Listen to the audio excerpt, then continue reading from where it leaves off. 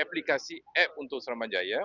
Kalau dia orang ada rungutan ke masalah di tempat mereka, dia orang hanya gunakan app ni, just voice out apa yang dia nak, kita akan turun. Bila saya turun padangkan, saya akan bercakap dengan pengundi-pengundi semua dekat sana. Saya kenalkan diri saya lah calon nombor 1 daripada Barisan Nasional Pinalenti dan juga Palu. Dia orang akan bagi tahu satu je. Kali inilah kita nak pertukaran warna di Serambanjaya.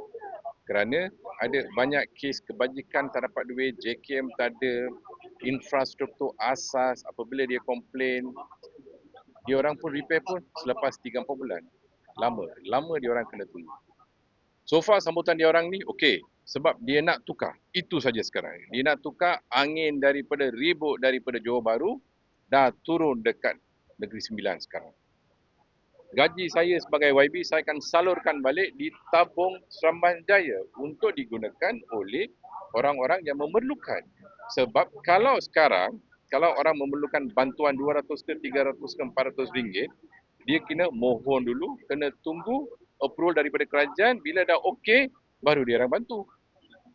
Boleh tak dia tunggu untuk 1 bulan untuk beli pampers ke atau barang makanan?